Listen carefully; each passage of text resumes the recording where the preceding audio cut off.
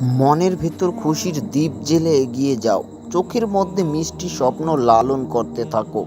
যতই মুশকিল আসুক, রাস্তা চলতে গিয়ে কখনো ভেঙে পড়বে না।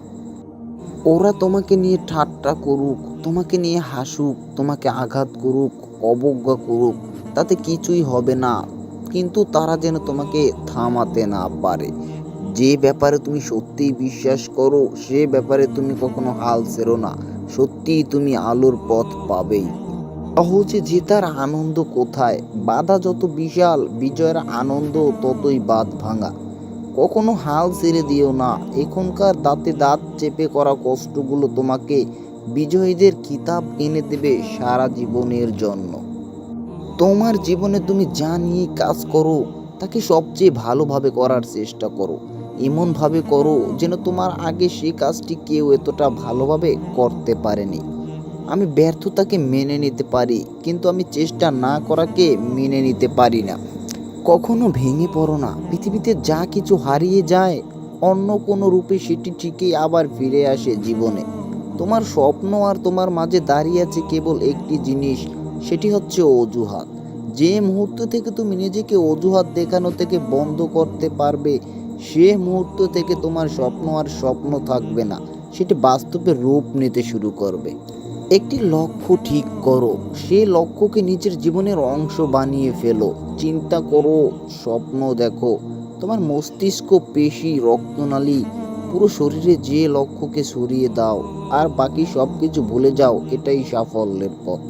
সাফল্যের মূল মন্ত্র হলো, যা আমরা ভয় পাই তার উপর নয়, বরং আমরা যা চাই তার উপর আমাদের চেতনাকে, মনকে কেন্দ্রীভূত করা। আপনি যা করছেন যদি ভালোবাসেন এবং ওই কাজে সফলতার জন্য সব কিছু করতে ইচ্ছুক থাকেন, তাহলে সেটা হাতের নাগালে পৌঁছাবে। কাজের পেছনে প্রতিটা মিনিটের মূল্যায়ন প্রয়োজন। ভাবুন আর ভাবুন, আসলেই আপনি কি নকশা অথবা তৈরি করতে চাচ্ছেন? আকাশের দিকে তাকাও, আমরা একা নাই। পুরো বিশ্ব আমাদের প্রতি বন্ধুত্বসুলভ। যারা স্বপ্ন দেখে এবং কাজ করে শুধুমাত্র তাদেরকেই শ্রেষ্ঠত্ব দেওয়ার চক্রান্তে এই মহাবিশ্ব। প্রত্যেকের জীবনের একটা গল্প আছে। অতীতে ফিরে গিয়ে গল্পের শুরুটা কখনো পরিবর্তন করা সম্ভব নয়, কিন্তু আমরা চাইলে কঠোর পরিশ্রম করে ভবিষ্যতের চাবিকাঠি সঠিকভাবে তৈরি করতে পারবো ইনশাআল্লাহ। ব্যর্থতা মানে হচ্ছে, ব্যর্থতা কেন হচ্ছে, কার কারণে হয়েছে, সেগুলো কেউ জানতে চাইবে না। তুমি ব্যর্থ হলে তোমার যন্ত্রণা একদম তোমাকে একাকী সইতে হবে। কেউ তোমার পাশে এসে দাঁড়াবে না। তাই কখনো অজুহাত বানাবে না, অন্যদের সুযোগ করে দেবে না তোমার জীবনটাকে নিয়ন্ত্রণ করার। জিততে তোমাকে হবেই। জীবনে অনেক বিষয় আছে যেগুলো তোমার নিয়ন্ত্রণের বাইরে, এবং সেগুলো নিয়ে মাথা ঘামানোরও কোনো মানে হয় না। কারণ এর বাইরেও তোমার হাতে হাজার হাজার জিনিস রয়েছে যেগুলো চাইলেই তুমি বিজয় করতে পারো।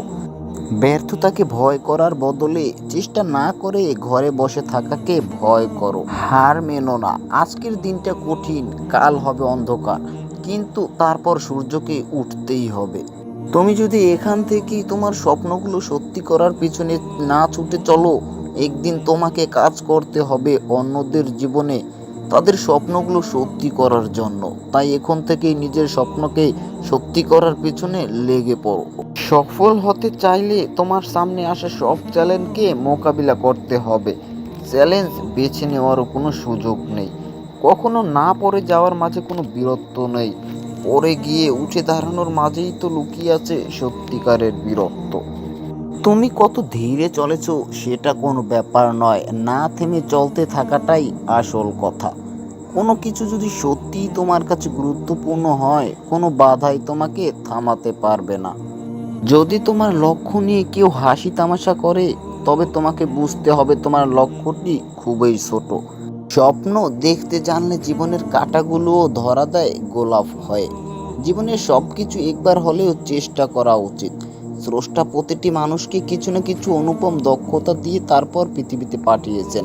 তুমি সেটিকে ততক্ষণ জানতে পারবে না যতক্ষণ না তুমি সেটা চেষ্টা করে দেখেছো। সত্যিকারের জ্ঞানী মানুষ আমরা তখনই হতে পারি যখন বুঝতে পারি আমরা আমাদের সম্পর্কে, জীবন সম্পর্কে এবং আমাদের আশপাশের সম্পর্কে কতটা কম জানি।